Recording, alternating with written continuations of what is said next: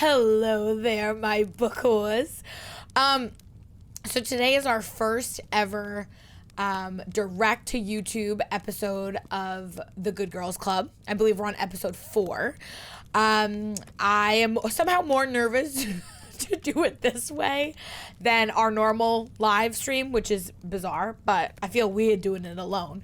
But we are reading Manacled. We are going to be reading chapters 10, 11, and 12 in this episode. I also have my Smut Slut t-shirt on, so I'm ready to go. Again, please heed the warnings, but the warnings are pretty substantial. Please, trigger warning, this is Manacled. It is a Draco and Hermione fan fiction based in Harry Potter, but in a world where what if the good guys didn't win at the end of the Great War that we see in the movies and in the original books. The trigger warnings are substantial. They are rape, forced breeding, murder, mutilation, torture, suicide, and forced imprisonment, PTSD, trauma. So again, viewer discretion is advised. So where did we leave off? This is a slow burn book. The last 3 chapters that we previously read, we find out that Hermione is dealing with some pretty intense PTSD from her time in imprisonment. She is slowly and gradually trying to overcome them in a very powerful and incredible way, I think. We watch as there seemingly seems to be some connection where Draco can sense that she's having about to have a panic attack. And we also find out that the brainwashing that Professor Umbridge gave to Hermione and all the other girls made it so that when Draco does command her to sit down, take deep breaths, it does help.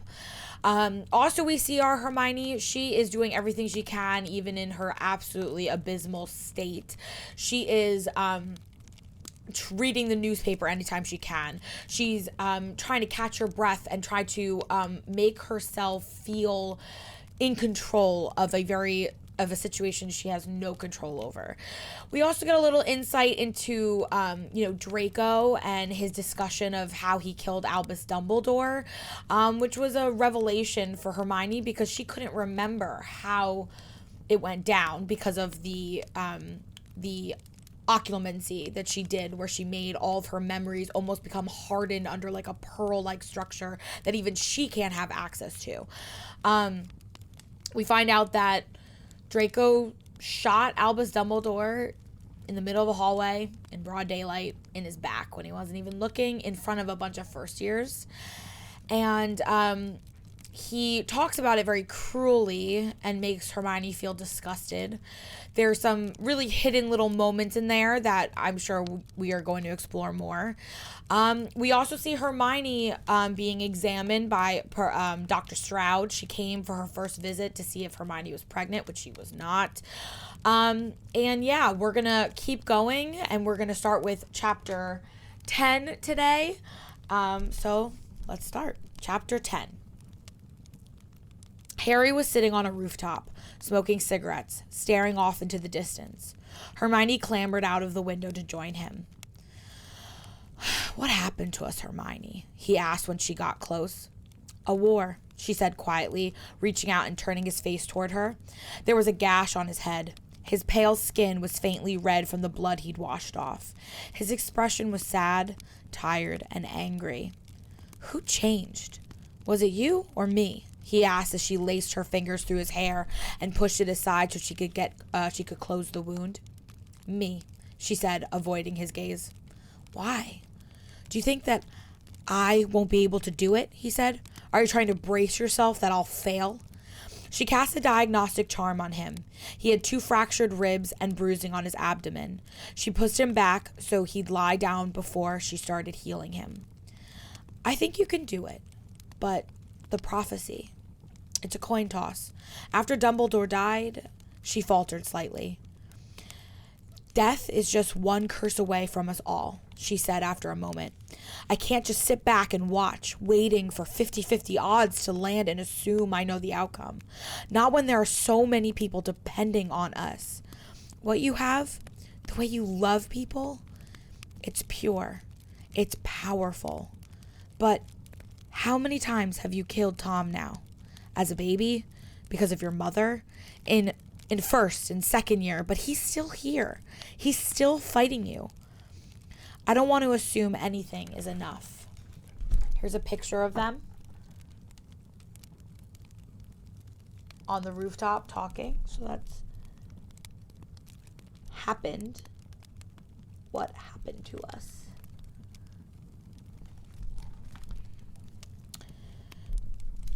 You don't think good can just win, Harry said.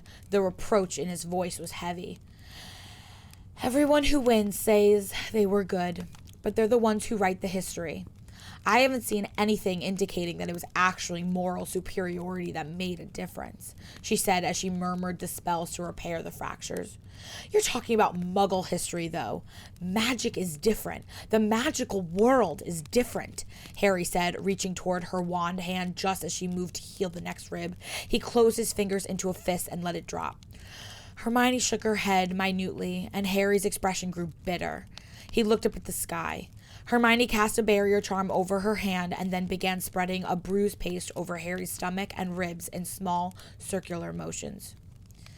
You used to be different, Harry said. You used to be more righteous about things than me. What happened to Spew?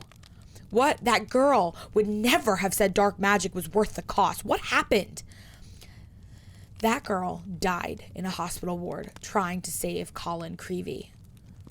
I was there when Colin died too, Hermione, and I didn't change.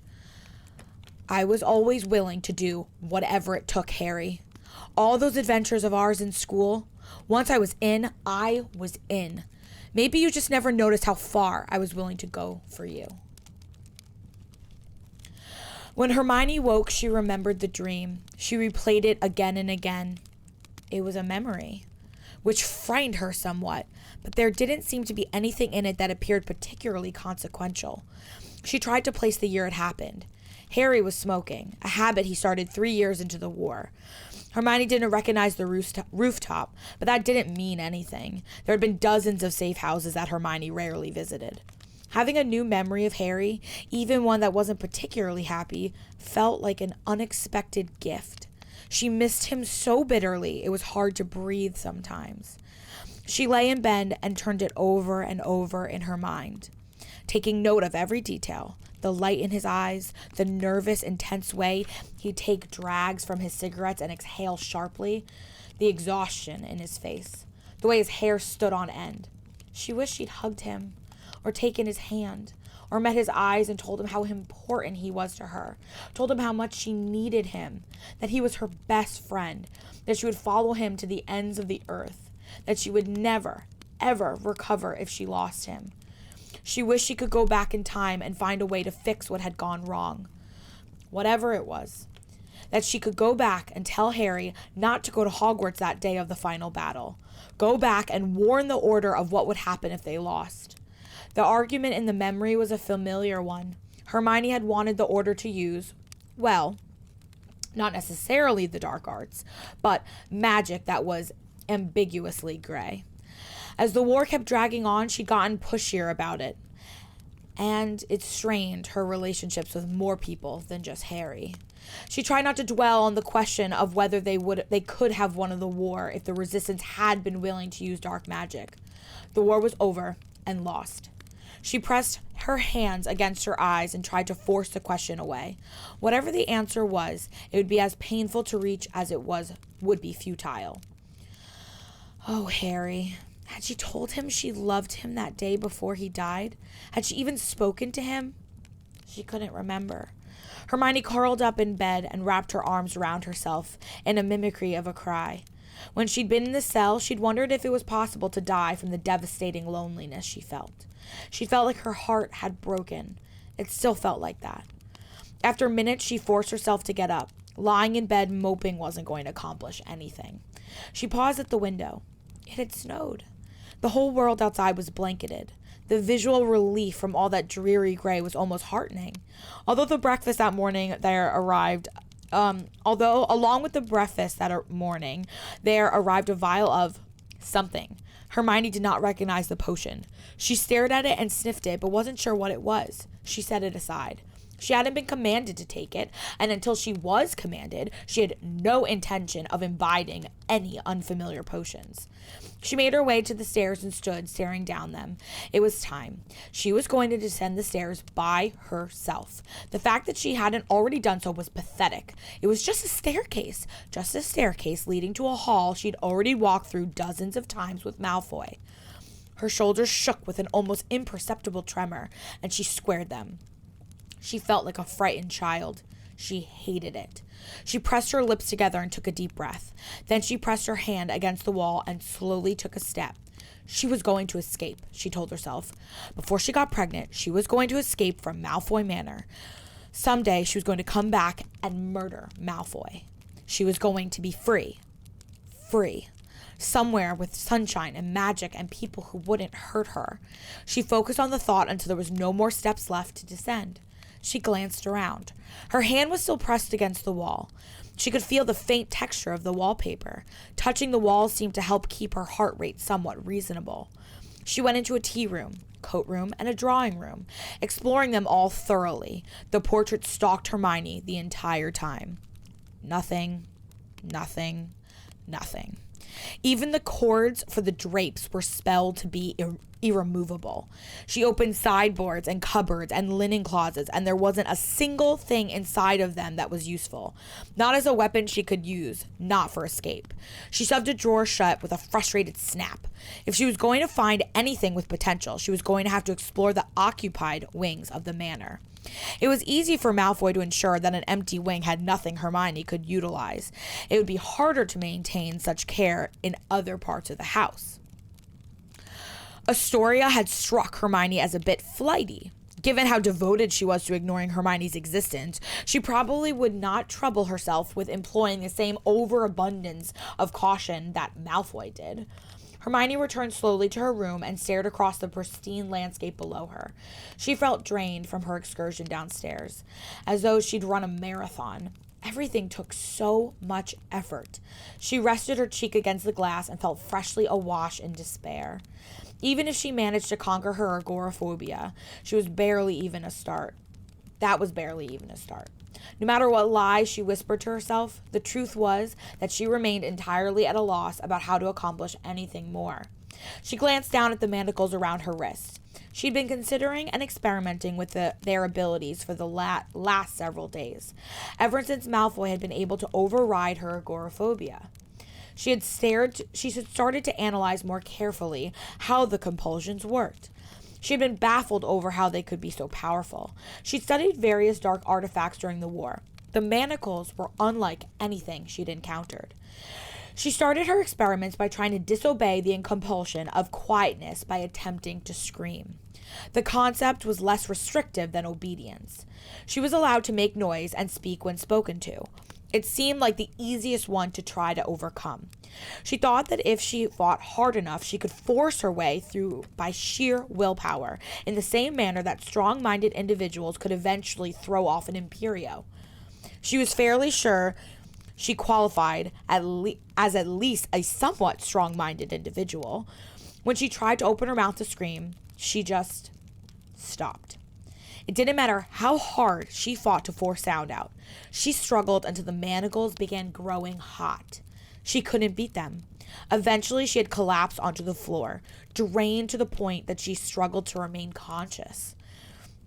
As she lay there watching the room swim before her eyes, she began to realize the reason the manacles were so powerful. They were using her magic. Wizarding folks had no more ability to stem the magic inside them than they could turn off their adrenal glands. Whatever effort she poured into overpowering the manacles had in equal measure to repress her. She couldn't even scream or rage with frustration when she realized it. She had so much fury inside herself. She felt as though she might burst into flames.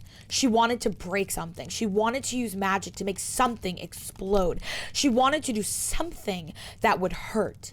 She wanted to punch a mirror the way people did in movies, to see their glass shatter and fracture until it looked the way she felt. She wanted her knuckles to split and bleed and feel the pain in her metacarpal bones, through her palms and into her wrists. She was desperate to feel something other than the emotional agony she felt she was drowning in. But she couldn't. She tried circumventing the manacles in various ways. The compulsion went beyond merely not screaming or speaking unless spoken to. She couldn't be loud because she was commanded to be quiet. She couldn't bang a door or stomp. Any method that occurred to make noise, when she tried to do it, she was stopped. That was when it began to dawn on her that she was also the one controlling the compulsions. She was commanded to be quiet. It was her awareness of being unquiet that activated the manacles. Anything she considered loud, resisting, disobedient, she couldn't do. That was why Healer Stroud had been so concerned with ensuring the mental stability of all the girls. If they lost their minds, the compulsion couldn't control them. That was why the screaming girl had been able to attack someone. The manacles were as limitless in their restrictions as Hermione's creativity. Hermione tried to focus on something else as she tried to stomp her feet or slam a door, performing mental arithmetic, mentally reciting the recipe for a draught of peace. The manacles still activated. She had run out of new ideas about how to try to circumvent them. She turned away from the snowy landscape and began exercising in her room. It had felt awkward with the attention of the portrait, but after nearly a month, she no longer cared. She was so tired of thinking and despairing afresh. Not that she could stop herself from thinking, even as she slotted her feet under the wardrobe and began doing sit-ups until her abdominal muscles felt like they had been injected with acid. At least it was a way of directing her rage. She wouldn't be able to kill Malfoy. The manacles made it impossible. She couldn't escape on her own either. Umbridge hadn't even bothered with laying a compulsion against escaping. That was how certain she and Healer Stroud were that the girls couldn't get the manacles off. That detail was the only loophole Hermione currently had to exploit. She could do things with the intention of escaping. She had reviewed everything she knew about the manacles carefully. Hannah had made no mention of anyone ever getting them off, despite whatever laxness and camaraderie had been developed with the gossiping guards. The manacles had a trace in them, but rather than just get someone to take them off, Angelina had attempted to steal the trace. Quite a number of people had managed to escape Hogwarts. All the people Malfoy had killed. No one had ever successfully escaped entirely because none of them could get the manacles off. What had Hannah said? Unless Hermione could cut her hands off, she'd never escape. How did the manacles come off? 2 Death Eaters had come to Hogwarts the day the new ones had been put on, Yaxley and Rowell. They had been called up when the guard started stunning all the women, and they'd been gone when she'd been renovated. It's a spell to wake them up. Only Death Eaters bearing a dark mark could remove the manacles. Only Death Eaters bearing a dark mark could remove the manacles. She had 2 options. She had to find a way to make Malfoy either kill her or help her escape. There were no options that excluded him. It didn't matter if the manor had an entire set of camping gear, a basket of port keys, and a weapon she could somehow touch. It would all be useless to her if she couldn't get the manacles off. She snarled quietly to herself in frustration and rolled over and started doing push-ups until she couldn't lift herself off the ground anymore. She rolled onto her back and stared at the ceiling. Draco Malfoy, where is the chink in your perfect armor? As if on cue, the door opened and Malfoy walked in. She turned her head to look at him, still too tired to try dragging herself off the floor.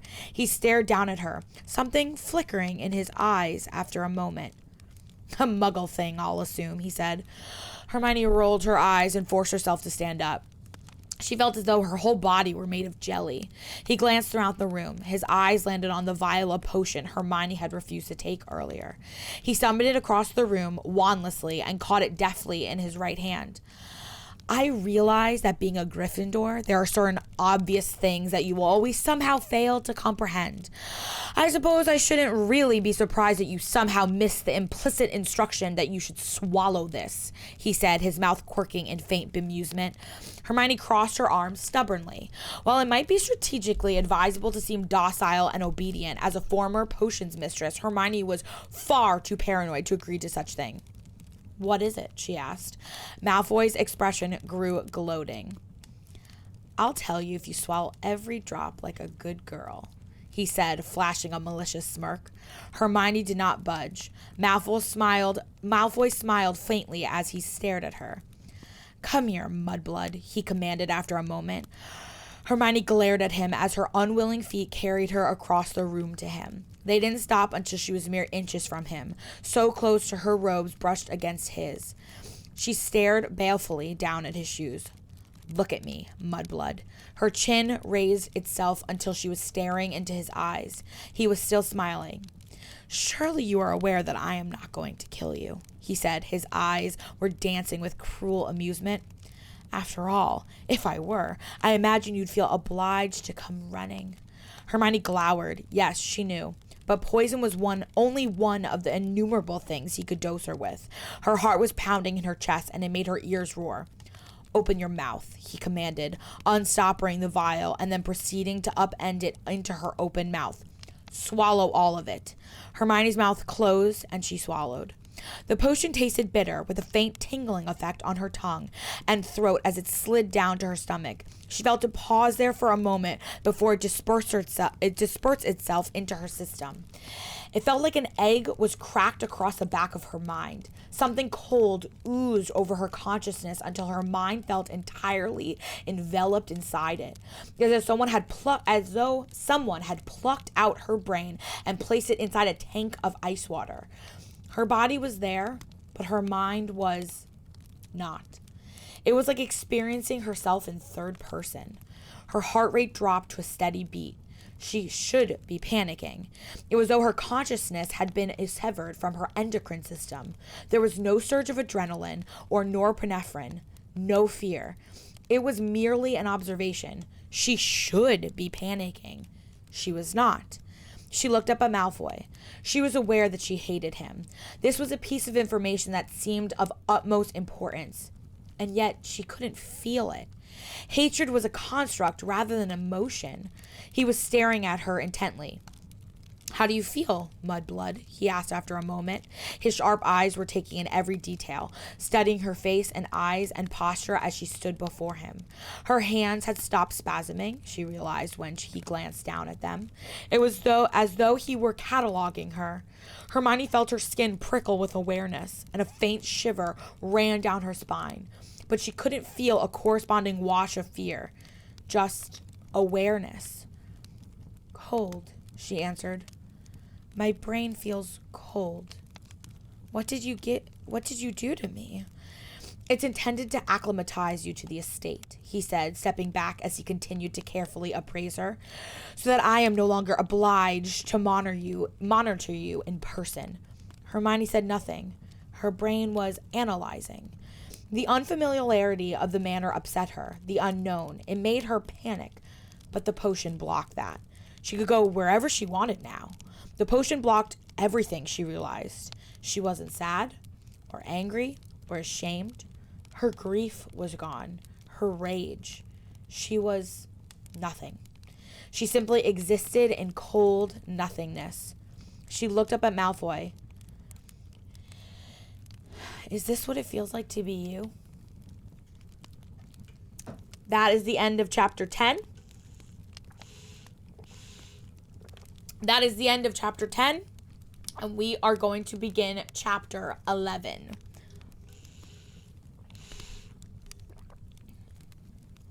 Malfoy laughed faintly. Like it? He asked. She tilted her head to the side. He was easy to look at now that she didn't feel frightened or overwhelmed by her hatred of him. She did have a conscious awareness that he was dangerous, but her body didn't have any physical reaction. No twisting in her stomach, no tripled heart rate. He could have just been a statue. It feels like I'm dead, she said. He nodded as though the statement didn't surprise him. The effects are temporary. It will fade after 12 hours, and eventually you'll become immune. It should work long enough for you to acclimatize you to the manor and estate. Hermione stared up at him. You're being different to me now. You're less mean. Why are you even doing this for me? She said. She furrowed her brow in confusion. Apparently, she was still able to feel confused. He quirked an eyebrow and leaned forward so close his breath ghosted across her cheek. I'm not doing this for you, mudblood, he said softly into her ear. I'm doing it for me. You wouldn't react anyway. He straightened. See? Nothing. No elevated pulse, no pounding heart. I could bring in a boggart or bend you over the table and you wouldn't even blink. Not much fun. Hermione nodded thoughtfully. If she were wanting to commit suicide, it would be easier to do so while under the effect of the potion. Malfoy might not even be able to detect anything until it's too late. Malfoy became stone-faced. He gestured toward the door. Shall we? She went to get her cloak and followed him outside. He paused on the veranda and watched as she descended the steps by herself. The snow had been cleared from the gravel path, but she could feel the cold already biting her toes through her shoes. It was bitterly cold that day. She hesitated for a moment, trying to decide where to go. Then she walked over to the hedge maze. Of all of her walks with Malfoy, he had never gone into it. She was quite curious about whether she could find her way through. It was huge. The hedges towered over her. It made her recall the hedge maze from the Triwizard Tournament. She doubted Malfoy's hedge would try to eat her or contain any dark creatures. She wandered through the looping, twisting, winding path and thought about the potion Malfoy had forced down her throat. She had the passing thought that he was dosing himself with it in order to be such a cold and evil bastard. But she dismissed it after a moment's thought. The killing curse was emotion-based, impossible to cast with detachment. Although Malfoy seemed terrifyingly capable of somehow bending the rules around the curse. Putting aside Malfoy and the mystery of his bottomless well of hatred, she could use the potion. She could make far more progress in pursuit of escape under the influence of the potion than she had been able to in the last month. So much so that it seemed suspiciously careless of Malfoy. She paused to consider. Malfoy was not careless. No matter how much he hated monitoring her, he wouldn't be careless. There must be some kind of failsafe that made him confident enough to dose her with something so powerful. He wouldn't probably risk it otherwise, even if he found monitoring her to be a form of torture. How could he be certain she wouldn't do anything when her heart rate and pulse were unlikely to tip him off? She'd quite nearly flung herself off a balcony, and he'd only just stopped her, known exactly when he needed to appear. She looked down at her wrists. He had to have sensed it through the manacles. But how had he known to come then, but never bothered to appear during her panic attacks? A monitor charm? Even a specialized one couldn't possibly differentiate that precisely. Unless Malfoy was somehow reading her mind through them. As soon as the thought dawned on her, she felt certain she was right. How? She wasn't sure, but she was willing to bet on it. How irritating. She should be enraged, but couldn't summon it. She should be swallowed by despair, but intellectual aggravation was as much as she could muster. As though his legitimacy wasn't invasive enough, trawling through her mind as though it was his own personal oyster bed. She was certain he was also somehow reading her mind through the manacles. He had never skimmed her thoughts, she had noticed. She remembered how Snape used to do that with the students, dip in through the eyes and glean what was the forefront. When she made eye contact with Malfoy, he never bothered to. Hermione turned around. She stalked out of the hedge maze and made her way back to the veranda when Malfoy seemed immersed in a book on alchemy. He snapped the book shut and looked up at her while she stood staring at him, hands on her hips. She couldn't say anything, but she could glare. He seemed to realize that she couldn't say anything and just smirked faintly and looked back at her. Yes, he said after nearly a minute. Are you reading my mind? She said. He smiled broadly. And it only took you a month for you to realize it, he said in mock praise. Although, granted, you have been rather busy crying and moping and being afraid of hallways and the sky. The nice thing about having no emotions was that Malfoy's nastiness merely felt like pebbles being dropped into a pond. A small, quick splash into her mental imperviousness, and then stillness and indifference again. How is that possible? She asked, raising a skeptical brow. It defied several fundamental laws of magic. Rest assured, mudblood, I'm not reading all your thoughts. If I had to subject myself to the constant stream of your consciousness, I would probably Avada myself. You only register when you're doing something interesting. And it spares me from having to show up just because you're trying to descend a staircase by yourself. Non-drugged Hermione would have flushed angrily at his mockery, but present Hermione just blinked and considered the information. So it wasn't a constant thing. That was good to know. But when something registered enough, he was somehow able to delve in and read her foremost thoughts. That was a problem. She studied him. She would have to deal with whatever it was that he was monitoring with. She would have to steal whatever it was that he was monitoring her with. Umbridge had described it as a charm carried by the head of the household. Hermione wasn't sure what it could be. Magical charms were normally something metal to channel the magical connection. And they needed to be worn. Necklaces or bracelets or rings were the most common. Malfoy didn't seem to wear any jewelry. Not even a wedding band. The only visible piece on him was a black ring on his right hand. Maybe that was it. You can't steal it, Malfoy drawled. She looked at him sharply. It's not a thing. It's not this, he said, and raised his hand to show her the band she'd been eyeing. He slid it off his finger and tossed it to her. She caught it reflexively and studied it. It was some type of black metal. It didn't seem to have any kind of strong magical signature the way something connected to the manacles would. But maybe it still was. He might be lying. Maybe he was trying to misdirect her. She wondered what he'd do if she swallowed it. He burst out laughing. Don't swallow it. She looked up sharply, and he quirked an eyebrow knowingly. He smirked and held out his hand. She reluctantly dropped it into his palm, and he slid it back onto his finger. As I said, it's not a thing. You can't steal the trace, not the one on you. They use blood magic to make your manacles. Hermione stared at him in astonishment. I'm in your head, she said, her mouth dropping open slightly as the realization struck her. They had taken her blood. When she was at Hogwarts, they had taken vials of her blood and her hair. She had assumed it was for genetic testing. It hadn't occurred to her that it would be used to perform a blood magic ritual. That meant that she was, by her lifeblood, tied into Malfoy's consciousness. He could sense her in the back of his mind. It was like blood wards on estates and castles, creating a subconscious connection to the lord in possession of it. Blood wards allowed the owner to detect when someone entered or tried to tamper with anything. Hermione existed in Malfoy's mind in a similar manner. If she weren't entirely emotionless, she would have been cold with horror. He nodded. You're Potter's mudblood. Additional security measures were considered necessary. So, let us establish now how things work. I will always know what you're doing, and I will always be able to find you. Unless you can get off those manacles. He eyed them and gave a faint smile. I would dearly love to see you manage such a thing, he laughed. Perhaps you could start by seducing me, he advised drolly, leaning back in his chair and looking up at her. Steal my heart with your wit and charms. Hermione rolled her eyes. Right. Maybe tomorrow, she said, her mind already churning.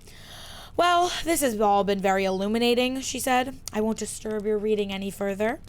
Then she turned on her heel and strode back into the hedge maze. She wound and twisted through the hedge maze as she thought. Her options had narrowed further. Malfoy clearly did not expect her to escape. He did not even appear concerned about it. She didn't blame him. She didn't expect to be able to escape either. It had already been a fool's hope. Now it felt like a total idiocy. She sighed faintly and watched her breath puff away as a cloud in the cold air. When the potion wore off, she was going to be severely depressed. She explored the entire hedge maze. Her feet were numb with cold and soaked by the time she exited again. She limped back to the veranda. Malfoy said nothing as she walked past him into the manor and up into her room by herself. Emotionless as she was, it was nice to feel more like a functioning person again. No grief, no fear, no depression, no despair. She didn't have to worry her body would betray her with a panic attack. The potion could easily get addictive. Not that Malfoy would allow it. Healer Stroud had mentioned that potions for anxiety could interfere with pregnancy, so she was probably only going to be dosed with it for a short time. Hermione wished she knew more about magical pregnancy. It had been a largely overlooked aspect of her training as a healer. Given parchment and a quill, she could write a 30-inch essay on anxiety potions and how they interacted with healing magic and dark curses. But pregnancy was excluded from casualty healing. Almost no one had babies during the war, and if they did, they stopped fighting and went to a midwife. She wondered how the potion was made. She was almost positive it had contained billywig, sting slime, valerian, and sopophorus bean. Maybe sloth brain mucus too. She thought back over the flavor and tingling as she had swallowed it. Perhaps that was the reaction of the sting slime combined with syrup of hellebore. It was nice to have something new to think about. Her brain had felt like it had scratched itself raw ever since the war, completely starved of anything new to turn over in her mind. It was full of the past, reviewing it over again and over again, wondering what had gone wrong. Her past was like a millstone, always dragging her down, dragging her inexorably back as she wondered again and again what had gone wrong. Had she known? Had she known why the Order had lost the war? Known and hidden that information? Chosen to torture herself by concealing it? Why? As Malfoy had said, she had lost the war. What would she bother protecting, even in the aftermath, knowing that everyone she cared about was already imprisoned or dead? Like Dumbledore's death, the details surrounding the end of the war felt foggy. She couldn't remember why they had gone to Hogwarts. She couldn't even remember getting captured. She remembered Harry dying, and then she was in a cage watching the Weasleys being tortured.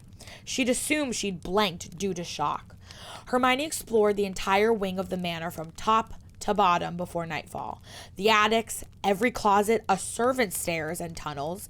She didn't comb through the rooms, but she hoped if she grew familiar with them that she'd be able to come back without panicking or having a nervous breakdown even without the potion. She wondered how many house elves the Malfoys had. There wasn't so much as a cobweb in the darkest corners of the attic. The next morning she woke and felt like a boulder had been placed on her chest. Pinned to her bed and overwhelmed by the whiplash of despair she'd been unable to experience the day before. She fought to just breathe. The 12-hour respite made all her emotional pain hurt more. Cast it into stark relief, she hadn't realized how deep the cuts of grief and loneliness reached inside of her until she was briefly freed from the pain of them. As the weight of it bore down on her, once more, she felt as though she were being ground to dust. She could almost feel the edges of herself crumbling and breaking, dissolving into ether. There was almost nothing left of her but hurting. Her spine and back of her neck felt overheated, while the rest of her body was clammy and icy cold. Her skin was damp, as though she'd sweated the potion out in the night. She rolled from the bed and was violently sick upon the floor before she could bolt to the bathroom. She slumped down, shivering. Her body felt leaden. She could barely move her arms. She wanted a shower. She was too hot and too cold. She was thirsty. She was desperate for water. She wanted a hug. A fresh wave of loneliness struck her so abruptly she burst into tears. Feeling sick and weak made her feel like a child again, desperate for her mom to fuss over her and lay a hand against her forehead for comfort. She couldn't even remember her mom, but she missed her nonetheless. She recalled being in bed and having cool fingers on her face, brushing away a lock of her hair and then resting on her cheek. When the wave of nausea finally passed, she dragged herself into the bathroom and, after drinking several glasses of water, dropped herself into a lukewarm bath. It was like having a hangover while sick with the flu. Perhaps it was what withdrawal felt like. Hermione had never experienced a drug addiction as far as she could recall. Of course, Malfoy wouldn't warn her that she'd feel like death once the potion wore off. She cursed him strongly in her mind and hoped he'd feel it. She wanted to drown herself. When she went back into her room, the floor had been cleaned. She felt feverish still. She dragged the blankets off her bed and huddled under them, pressing her cheek to the window. She was sick the whole day, and apparently Malfoy had anticipated it because he didn't show up expecting her to go outside. The following afternoon, he arrived without a word, despite the dagger she glared at him, and led her out to the veranda. She discovered that the potion had acclimatized her somewhat. She had been able to manage walking off the veranda without having a total panic attack. She shook and had to fight against hyperventilating, but her fear didn't swallow her. Getting across the gravel and into the hedge was the hardest, but once she was among the towering yew, brushing her fingers against the walls and focusing on navigating the route, she was able to get herself to breathe somewhat evenly. When she returned to the veranda, Malfoy was gone, apparently satisfied that he was no longer obliged to monitor or walk her. The potion appeared again the next morning. Hermione spent several hours debating with herself over whether to take it again. The mere thought of spending another day going through withdrawal made her nauseated. In the end, she gritted her teeth and downed it. She crept through the manor like a shadow and explored the main wing. She was constantly on alert for the sharp tap of Astoria's shoes. She hadn't encountered the witch since the night she'd taken Hermione to Malfoy's room, but Hermione had occasionally caught glimpses of someone watching from the windows when Malfoy had taken her outside. She wasn't interested in testing whether Astoria's early threats had been sincere. She explored most of the main wing that day. There were so many doors that were locked, she realized that Malfoy had probably keyed the manor with her blood, caged her within her own blood signature. The next day, her withdrawals were worse. Then, 3 days later, the potion did not appear with breakfast. Hermione suspected she knew why and could barely eat. She paced madly in her room and then went and sat under the spray of the shower down the hall for an hour while she tried to stop shaking. After dinner, a house elf appeared to take the dishes away. "You was to get ready for tonight," it said before vanishing. Hermione sat frozen in her chair. She'd assumed as much. Confirmation still felt worse. Having an additional month to dread it made the horror feel colder. It felt as though something were twisting her organs into a tighter and tighter knot until she felt like something was about to tear. Her chest felt so tight she could barely manage to draw even shallow breaths. She went into the bathroom and bathed. When she reemerged, she found herself glancing repeatedly toward the center of the room. She was terrified that Malfoy might choose to vary the experience. She found herself clinging to the hope that the table would appear and he wouldn't do anything novel. She didn't want to be raped in a new way. She nearly sobbed with relief when the table appeared at precisely 7:30. She wanted to slap herself. In what world of horror was a woman happy that she was going to be raped in a familiar manner? Malfoy came and went for 5 evenings without a word to her, in precisely the same manner as he did during the previous month. Every evening, Hermione gripped the table and imagined herself brewing the anxiety potion. She had so much free time to mull over things. She had started trying to guess how to reverse engineer it. She tried to make it as real to herself as possible, trying to recreate the scents and sensations. She was exacting about the details, obsessive, far, far away from the rocking, from the bite of the wood into her hip bones, from the sliding sensation inside of her that she refused to allow her mind to attend to. She was not here. She was not there. She was brewing a potion. She removed a pewter cauldron from the shelf using a step stool. With a practiced flick of her wand, she conjured a flame. She waited until the metal reached a medium temperature before adding the billywig stem slime. She would hold the vial in her right hand and tip it. The sharp scent would tickle her nose. The pewter and heat would cause the levitating properties of the sting slime to evaporate after boiling for 1 minute. She would bottle the steam and use it as an anesthetic on localizing injuries. She would remove a sloth brain from a jar and, using a long knife, slice it so thinly the pieces were transparent. The brain under her hand would be spongy and delicate. Her touch would be very light and the knife blade razor sharp. After 1 minute, she would reduce the temperature of the slime to a low simmer and place the slices of sloth brain across the surface, allowing 2 minutes for the sting slime and sloth brain to amalgamate, slowly turning into a steel blue color with a viscous consistency. In the meanwhile, she would prepare the soapophrous bean. She would use 20, crushing them under her silver dagger blade before extracting the juice. Feeling the pressure of the knuckle of her thumb as she bore down, she'd imagined the sensation of the bean giving way under her blade. Once the juice was added, she would stir the potion clockwise 12 times with a silver brewing rod, and then 8 times counterclockwise with an ash rod. Then the potion would be covered and left to brew on a low temperature for 73 hours. The slow brewing was necessary to nullify some of the properties of the soapophrous juice. The potion would turn pale green.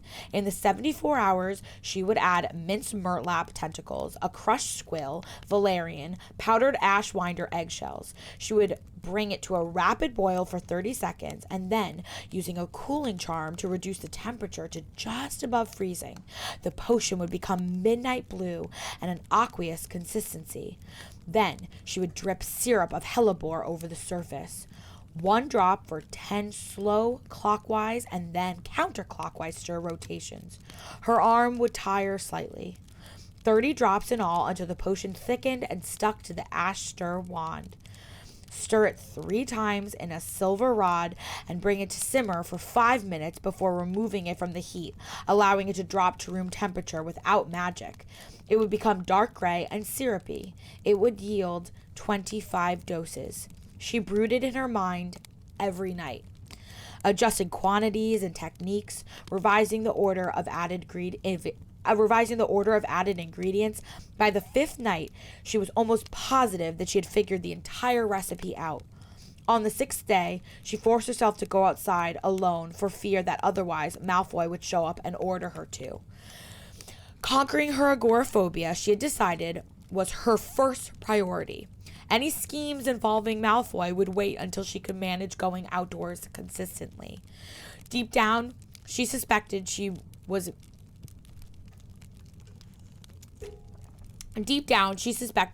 merely deluding herself and avoiding him.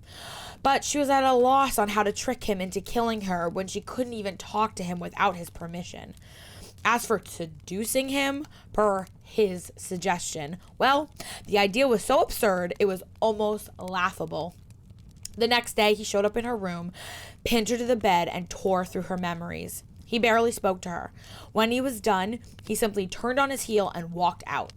Hermione had a dream 2 days later of Alastor Moody standing in front of her in a small storage closet, his eyes spinning around suspiciously. It was as though they had been underwater. The words exchanged were indecipherable. He had looked at her intensely as he said something, watching for her reaction. She remembered feeling skeptical but determined. Moody said something else, and Hermione shook her head. He nodded sharply, and when he turned to leave, he had been stone-faced, but his eye, as he looked back, had hesitation in it. Alastor never hesitated. After Alastor had gone, she stood alone for several minutes. She didn't know what the dream meant.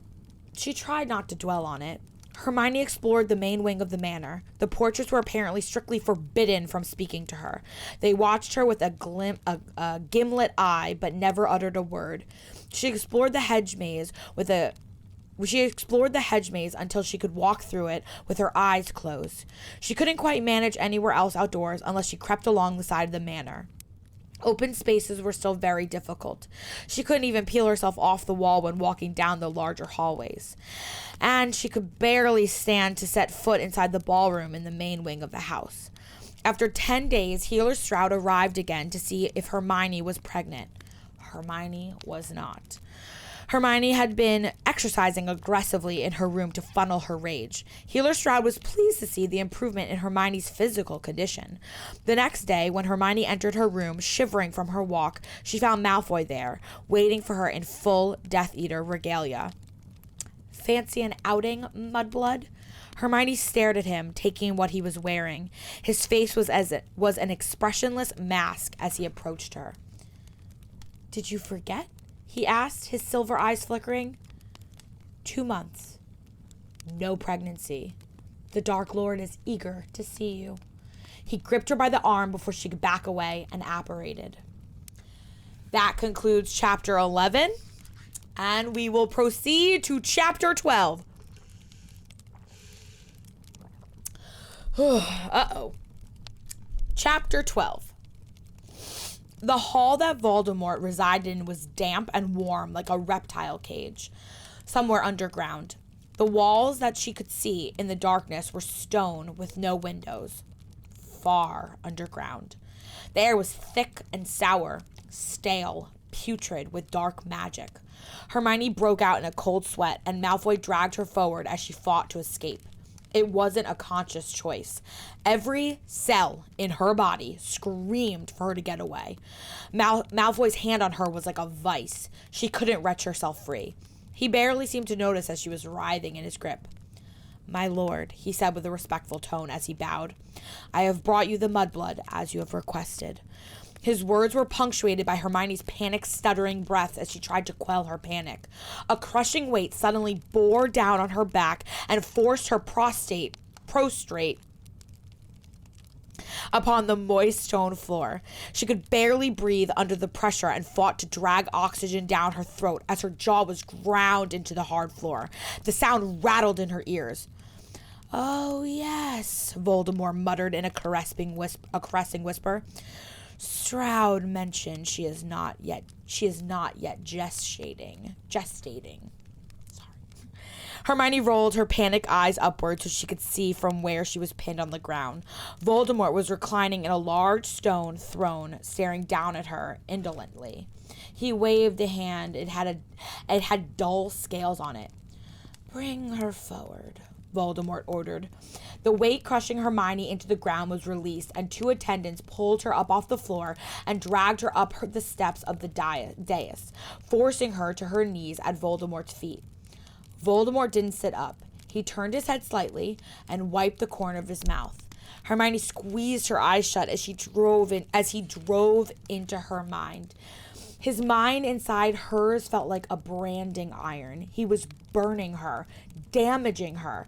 She was screaming and screaming until her lungs and throat gave out and she shook in agony. Hermione had not realized how much her shock from being removed from the cell had dulled everything. She hadn't remembered it hurting so much, or perhaps Voldemort was feeling vindictive due to her lack of pregnancy. It was like having her consciousness flayed. She didn't know how long it lasted. Forever. She felt like she should have died several times along the way. Voldemort tried breaking through the magic around her locked memories, and when he finally gave up, he proceeded to ravage all of her recent memories. Her arrival at Malfoy Manor, the first time Malfoy raped her in his room, and the second, and the third, and the fourth, and the fifth, and the sixth. He made her relive all 10 of them, as though he were curious to see how Malfoy did it. Her panic attacks, her conversations with Malfoy, her limited interactions with Astoria, her questions and suspicions and schemes. He pored over the months with excessive cruelty and curiosity. He raised her mind until she hung limp, her muscles too worn to even shake. Finally, he withdrew, and hands gripping up Hermione allowed her to drop to the floor, spasming. "You knew the mudblood in school?" Hermione heard Voldemort say after a minute. "Indeed, my lord," Malfoy said with a faint tone of derision, one of Potter's favorite. "She dreams of your death quite desperately, more than she dreams of even mine," Voldemort said with amusement. "A sign that she has a sense of what is even possible," Malfoy drawled.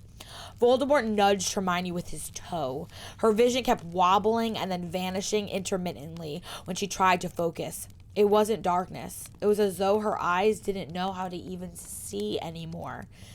She is clever.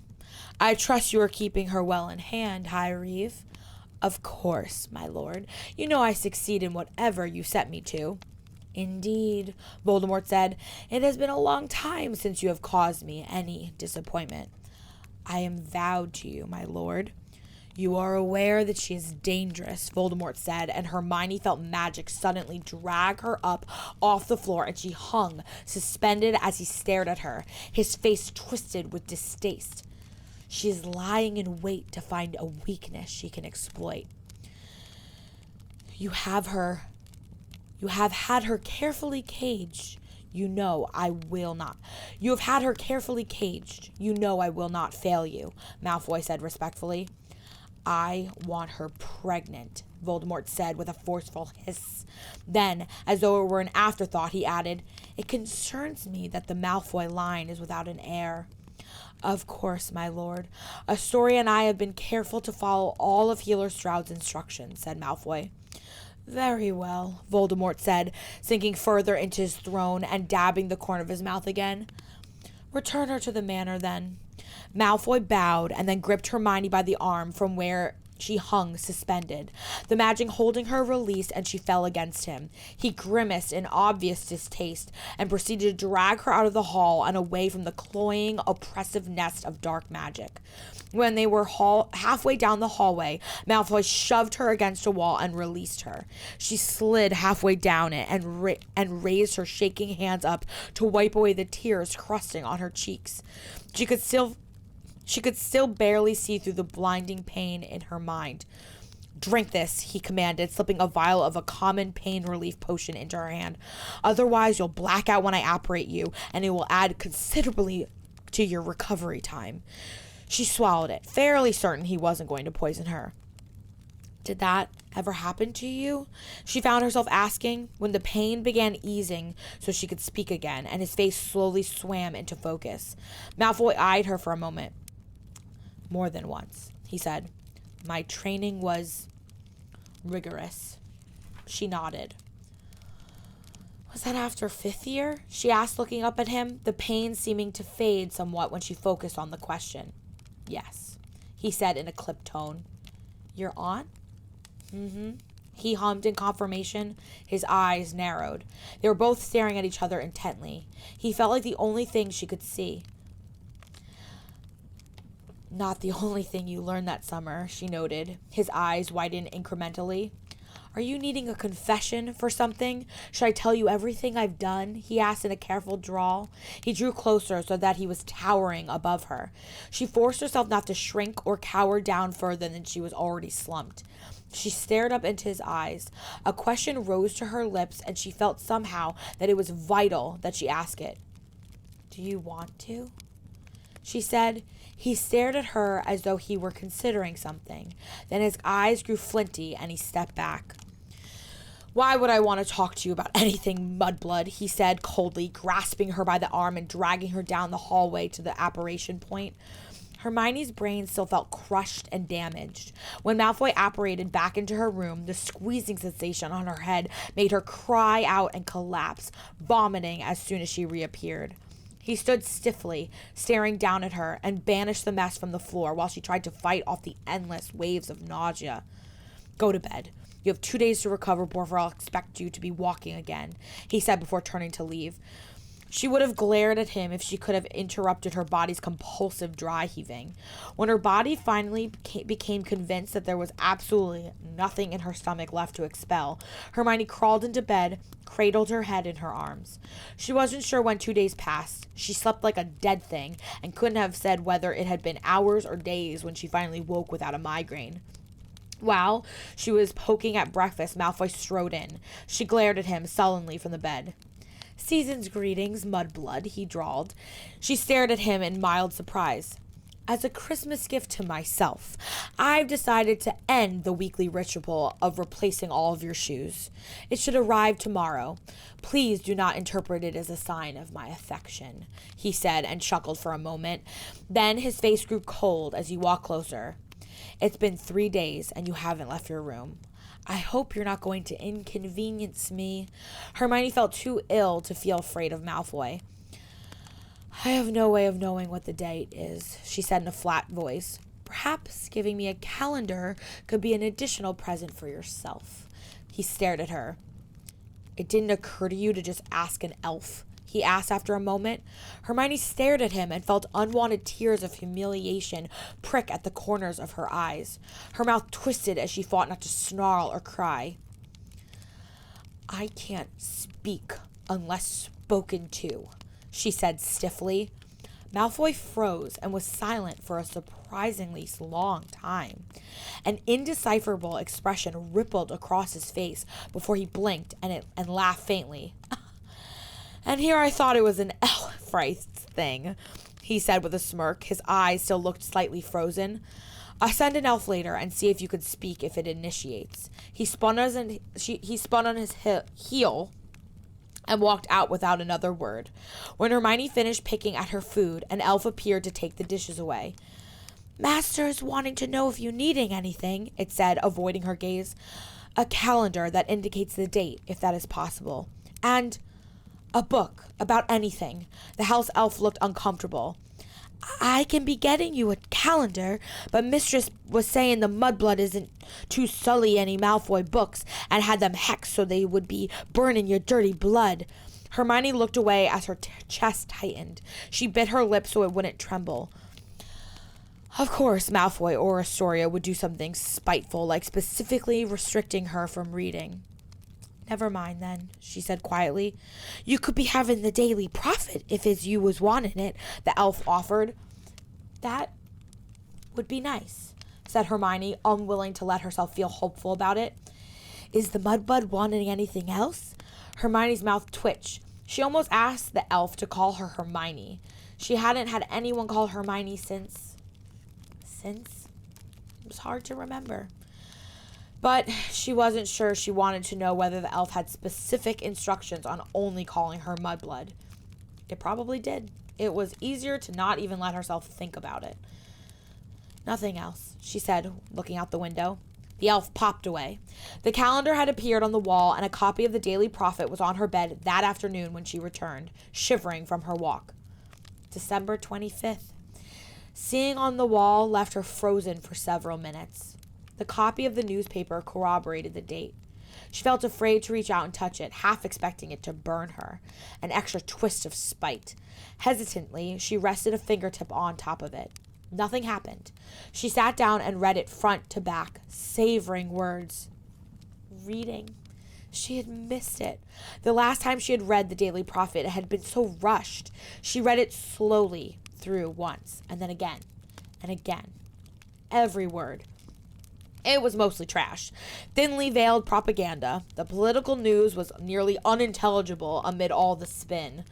Hermione had never found Quidditch interesting, but she avidly read through the game recaps since they seemed to be the only thing accurately reported on there. The society pages went on and on about Astoria. Her name was dropped in every single society piece. Hermione read the paper forward and backward. She looked for any patterns or codes, just in case. The next morning, she found a pair of boots in the wardrobe among her shoes, Malfoy's present. She had been wearing through the soles of her flimsy slippers every few days, and walking the snow had her toes nearly frostbitten on several occasions. The boots were dragon hide. When she put them on, they resized themselves to her perfectly. She could tell they had enchantments woven into them to keep her feet at a perfect temperature. She could walk 100 miles in them and never get a blister. She stared at them in confusion. They were excessive, much like the cloak he'd provided too. Perhaps Malfoy didn't even know how to buy normal shoes. He just assumed that all boots were supposed to come in dragon hide with temperature control and cushioning charms. Finding Malfoy at all considerate was disconcerting. She stared at the boots for several more minutes. She dismissed the notion. If Astoria owned a lapdog, it would assuredly be fitted with a jeweled collar. She was just a well-shod and cloaked pet surrogate for him to fuck. He was probably worried that if she got frostbite, he'd have to interact with her again. And given that she was allegedly intended to bear 3 children before she departed the estate, she was presumably expected to live at Malfoy Manor for at least 4 years, possibly 5 or 6. Considering how Spartan Malfoy Manor seemed to be, Malfoy apparently adhered to a strict buy it once, buy it for life philosophy. The fact he had to buy her 20 pairs of shoes in 2 months probably was something he found morally offensive. If the boots had been given to her earlier, she might have felt hopeful about using them to escape. But as she looked down at her feet, she didn't feel even the faintest flicker of optimism. Although it would be nice to not have her feet ache for hours each day, the things she found herself being grateful for were just truly horrifying. The house elf appeared again to take away her dishes and asked if she wanted anything. "Am I allowed to keep the newspapers after I've read them?" Hermione asked cautiously. The question was apparently not one the elf had been prepared to answer. It shuffled its feet and seemed to be considering. "Topsy thinks so. It will just be banished after," the elf said after several minutes. "Why is the mudblood wanting them?" Hermione shrugged. "There's nothing to do. Having paper I could use would be nice. I'm guessing that I'll be refused if I ask for a ball of string or yarn." Then the elf nodded that Hermione's guess was accurate. "Topsy is to keep the room clean. But the mudblood can be using the paper until the next paper is coming," the elf said. "Fair enough," Hermione said in agreement. Not that she had any choice in the matter. Hermione read the day's newspaper 12 times before tearing it into neat squares. She spent the previous night going through a list of things she thought she might be permitted to have. She had assumed that she couldn't have knitting needles. Being restricted from yarn had been a guess, although where Malfoy worried she'd hang herself without a portrait catching her seemed questionable. Maybe outside. She'd have to look more carefully at the trees on the estate. She brushed aside such a scheme to save for a later date. She wasn't thinking about suicide. She wasn't thinking about the way her head still throbbed, as though Voldemort had done permanent damage to her mind. She wasn't thinking about how sounds hurt, or how her hands had started spasming because of the clock again, or that the way Voldemort had forced her to relive being raped had felt even more traumatic than the times when it actually happened. She wasn't thinking about how she was never going to escape. She wasn't thinking about anything but carefully ripping up the Daily Prophet as steadily as her spastic fingers would allow her to. That was all. It was the only thing she was thinking about. When she had made several perfect squares, she set to folding them. She started with origami cranes. She couldn't remember exactly where she had learned to make them. The ability felt like muscle memory, creating the precise creases in a specific order that she didn't even recall memorizing. Her father? Maybe. Someone with agile, precise fingers. At a kitchen table, guiding her through the steps. "If you fold 1,000 cranes in 1 year, you'll get a wish," a male voice said. "No, you could get good luck and happiness," came a woman's voice from the next room. "Same thing." "Not really. A wish assumes a person knows what's best for them. Good luck and happiness leaves it to fate to lead you to the right place. I'd much prefer to be gifted with good luck and happiness than a single wish." "Okay, Confucius. I'll defer to your superior understanding of the mystic." "Now you're purposely trying to provoke me. Conflating Confucianism and Japanese mythology is an offensive before the gods of pedagogy. I will not let you fill your daughter's head with such misinformation. Maybe I'm doing it to encourage her critical thinking." "Fine. I sincerely apologize for how horribly miseducated she'll be now. I will accept full responsibility when it causes her to be cast from civil society and forced to wander the earth like a nomad. In the future, I'll be sure to cross-reference everything I say at the library first." "Yes, thank you. That would be great." The trouble with marrying someone who never bores you is that they don't even leave a man in peace to teach his daughter his favorite hobby. "Here, I'll show you how to make origami tessellations. Your mother doesn't know a thing about those. I just read a paper by an astrophysicist who proposes using the technique to store large membranes on satellites." Hermione folded origami cranes until her fingertips felt raw. Then she arranged them on the floor so they would stand, wings extended. The newspaper was not an ideal strength for origami, but it was something to do. Hermione hadn't had anything to do in so long. It was too bad that Japanese mythology wasn't actually real magic. She'd fold 100,000 cranes if it would give her a bit of luck. She gathered the cranes up and flattened them all, leaving them in a neat pile for the elves to banish. She wondered what her parents had been like, what kinds of jobs they had. She hoped that her inability to remember them meant that they were safe somehow, that she had protected them before the war even started. She hoped they didn't know what had become of her. And that is the end of chapter 12. We will pick back up for the next episode of the Good Girls Club. We will be reading chapters 13, 14, and 15 in the next episode. So I will see you then. Thank you for listening. Thank you for being here. And if you want to comment anything in the comments about anything you've heard, I'd be super interested to hear what you think is going on in this world, if you have any ideas yet. So thanks for listening, and I'll see you next time in the Smut Hut for the Good Girls Club.